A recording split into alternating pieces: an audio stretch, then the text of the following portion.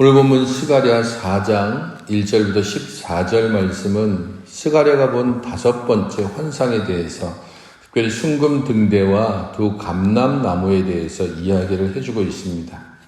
이 환상은 천사가 스가랴를 깨워서 환상을 보게 할 정도로 보다 천사가 적극적으로 이 환상을 스가랴에게 보여주려고 합니다. 아마도 이것은 깨운다라고 하는 단어 자체가 매우 능동적인 단어를 사용하고 있기 때문에 스가랴를 깨워서 하나님의 말씀을 이 환상이 전해주는 의미를 반드시 알게 하려는 그런 하나님의 의지가 들어있다고 볼 수 있습니다. 스가랴서는 전체적으로 성전 건축과 연결되어 있습니다. 이스라엘 백성들이 포로로 갔다가 다시 하나님의 은혜 가운데 돌아온 후에 그들은 성전 재건을 시작했지만 여러 가지 상황 때문에 성전 건축을 중단했었습니다. 그러다가 16년이 지난 후에 학개 선지자를 통하여서 다시 성전 건축을 시작했고 그로부터 2달 후에 스가랴 선지자를 통해서 다시 성전 건축을 완공하도록 격려하는 과정 중에 지금 계속적인 환상을 보여주고 있습니다. 그래서 거의 모든 환상들은 성전 건축과 연결이 되어져 있습니다.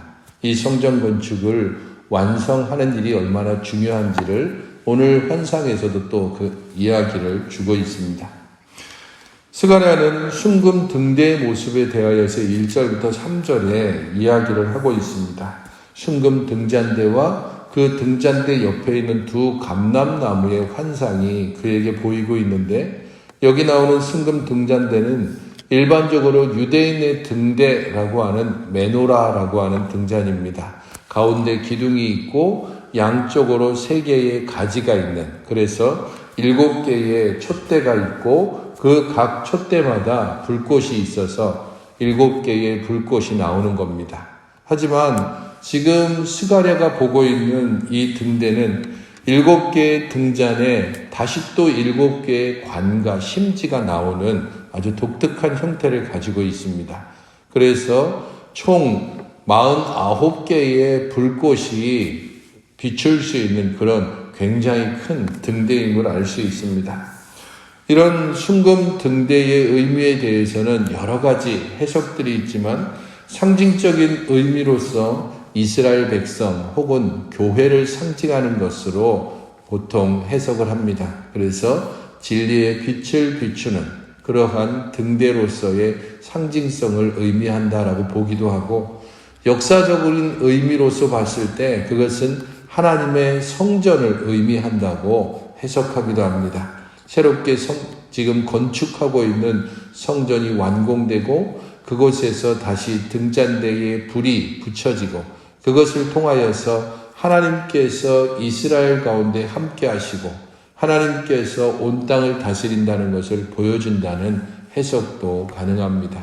어떤 것이든 간에 이 등잔이 의미하는 것은 성전과 연결되어 있고 또한 이스라엘과 교회와 연결되어 있음을 알 수 있습니다. 5절부터 10절에서는 계시를 주는 의미에 대하여서 말씀을 하고 있는데 스룹바벨에게 주신 말씀이라고 특별히 이야기합니다. 이는 힘으로 되지 않고 능으로도 되지 않고 오직 나의 신으로 된다라고 말씀을 해줍니다. 스룹바벨은 지금 성전 재건을 지도하고 감독하는 책임자입니다. 성전 재건을 처음 시도했지만 여러 사정 때문에 중단됐고 그로부터 16년이 지나서 다시 학개 선지자를 통하여 그리고 이제 스가랴 선지자를 통하여서 성전 재건을 함께 독려하고 이전에 한번 실패한 경험이 있기 때문에 이 성전 재건이 과연 성공할 수 있을까라고 하는 스스로의 그런 의문이 계속 들고 있는 상황입니다. 그렇게 이 성전 재건은 힘으로 되지 않고 능으로도 되지 않고 오직 나의 신으로 된다라고 말씀합니다. 아무리 이스라엘이 모든 수단과 방법을 다 동원한다 해도 성전 재건에 어려움이 있을 것입니다. 경제적인 어려움이 1차적으로 있을 것이고 주변 이방 민족들의 방해도 있을 것입니다. 그런 모든 어려움들을 이겨나갈 수 있는 길은 하나님의 신, 곧 성령님을 통하여 성전 재건에 필요한 모든 어려움들을 극복해 갈 수 있습니다. 이스라엘 가운데 있는 패배감이나 혹은 상황을 따라서 쉽게 그만두려고 하는 그러한 연약한 믿음도 성령께서 그들을 붙잡으심으로 가능하다는 겁니다. 그래서 7절에서는 큰 산아 네가 무엇이냐, 네가 스룹바벨 앞에서 평지가 되리라 라고 선언하고 있습니다. 이스라엘이 성전을 제거하기까지 놓여져 있는 수많은 어려움들을 여기서 큰 산이라고 표현하고 있는 것입니다. 그들 앞에 큰 산과 같은 어려움과 장애물이 놓여 있습니다. 하지만 그 큰 산이 평지가 될 것입니다. 성전 건축을 위하여서 그들이 산을 깎게 될 것이고 그 깎아진 산 위에 성전을 짓게 될 것입니다. 그런 면에서 그들 앞에 놓여져 있는 큰 산과 같은 장애물들이 평지가 될 것임을 이야기하고 9절에서는 반드시 스룹바벨이 시작한 성전 재건 사역을 그가 끝마치게 될 것에 대하여서 말씀하고 있습니다. 스룹바벨의 손이 이 성전의 기초를 놓았은즉 그의 손이 또한 그 일을 마칠 것이다 라고 분명히 9절에 선언하고 있습니다. 사실 10절에서 이야기하고 있는 곧 작은 일의 날이라고 멸시하는 자가 누구냐라고 하는 이 말은 이 성전 재건을 시작하는 것이 아주 힘겹고 그리고 연약하고 미미하다는 사실에 대하여서 말해줍니다. 힘없고 돈 없고 하루하루 살기에 빠듯한 그런 포로에서 돌아온 사람들입니다. 넉넉하고 권력이 있어서 그리고 재물이 넘쳐나고 시간이 남아나서 성전 재건에 참여하고 있는 것이 아닙니다. 그런 그들에게 하나님께서 스가랴 선지자를 통하여서 그들을 격려하고 위로하고 있는 것입니다. 스룹바벨의 손에 다림줄, 곧 성전 건축을 위해 사용되어지는 도구가 손에 들려있는 이상 성전 재건은 지속될 것입니다. 거기에 더하여서 10절에 있는 것처럼 일곱은 온 세상에 두루다니는 여호와의 눈이다 라고 말씀하고 있습니다. 온 세상을 두루 행하는 여호와의 눈, 하나님께서 그들의 힘겨움 가운데 성전을 재건하려고 하는 이스라엘 백성들을 돌보시고 그들을 바라보시고 그들을 보호하시고 인도하신다는 것을 10절에 약속으로 주고 있는 것입니다. 이스라엘은 여전히 부족하고 연약합니다. 기회만 되면 굳이 성전 재건 때문에 자신들의 없는 힘, 없는 재물, 없는 시간을 투자하고 싶은 마음이 없습니다. 그럼에도 불구하고 하나님께서 성령으로 충만한 사람 곧 스룹바벨과 같은 그리고 여호수아와 같은 이 인물들을 세우셔서 이스라엘 백성들을 이끌어가고 인도해 가시고 그 모든 것들을 여호와의 눈이 지켜보시고 인도해 주실 것을 약속하는 것입니다. 11절부터 14절은 등대 좌우에 있는 감람나무는 도대체 어떤 의미입니까? 라고 묻고 있습니다. 이 감람나무의 역할은 12절에 있는 것처럼 등대 꼭대기에 있는 주발, 곧 등대 꼭대기에 있는 그 그릇과 같은 곳에 기름을 공급해 주는 역할입니다.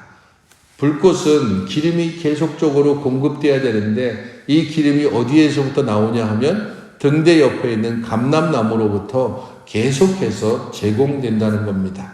그래서 그냥 한번 기름을 붓고 마는 것이 아니라 살아있는 감람나무로부터 끊임없이 기름이 공급된다는 것은 이 불꽃이 결코 꺼지지 않는다는 것을 의미해 줍니다. 그런 면에서 이 그럼 감람나무는 도대체 누구입니까? 라고 했을 때 14절에 기름 부음 받은 자 둘이니 온 세상의 주 앞에 서 있는 자라고 두 감람나무를 소개합니다. 이단들이 바로 이 구절을 인용해서 자신들이 감람나무라고 주장하는 구원파나 수많은 이단들이 있지만 분명하게 이 감람나무는 일반적으로는 당대의 두 지도자인 세속적인 지도자라고 볼 수 있는 스룹바벨 그리고 영적인 지도자라고 할 수 있는 대제사장 여호수아를 일컫는 것입니다. 잘못 생각해서 기름 부음 받은 자 그러면 메시아와 연결해서 이 당대의 인물과 좀 동떨어지게 해석하는 경우들이 있는데, 여기서 사용된 기름이 일반적으로 메시아에게 사용되는 머리에 붓는 기름으로서 사용되는 단어가 아니라 나무 기름을 여기서 단어로 사용하고 있습니다. 그렇기 때문에 여기 나오는 기름 부음 받은 자는 당대의 두 지도자인 여호수아와 스룹바벨을 의미하는 것이 분명합니다.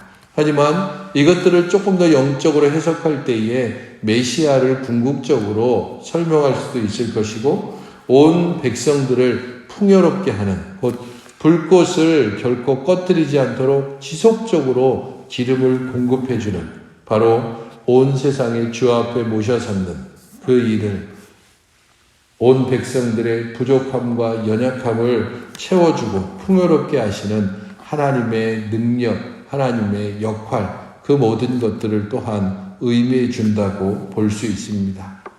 이스라엘은 성전 재건을 시작했습니다. 이제 그때로부터 2달이 지난 시점에서 스가랴를 통하여서 하나님께서는 지속적으로 너희들이 시작한 이 성전 재건을 이제는 반드시 끝마치게 될 것이다. 그 일들을 위해서 힘을 내고, 그것을 통하여서 어저께 살펴본 대로 3장에서는 그 일을 완성함으로 내가 너희들과 함께 교제하고 너희들은 나의 뜰 안에서 함께 나를 만나게 될 것임을 약속해 주고 있습니다. 그러한 모든 것이 하나님께서 이스라엘로 하여금 평안과 위로와 격려를 주시고 있음을 알 수 있습니다. 여러 많은 방해와 여러 많은 어려움이 있다 할지라도 이스라엘을 격려하시는 하나님의 은혜와 그들을 돌보시는 여호와의 눈을 의지함으로 그 일들은 반드시 마치게 될 것입니다. 오늘 본문을 생각하면서 함께 기도하실 때에 연약하고 부족한 자에게 성령의 능력으로 충만하게 하셔서 진리의 빛을 온전히 비추며 선포하는 이 하루가 되게 해달라고 기도하시기 바랍니다. 또한 온 세상을 감찰하고 돌보시는 여호와의 눈을 우리도 바라보며 의지하고 믿음 가운데 살아가게 해달라고 기도하시기 바랍니다.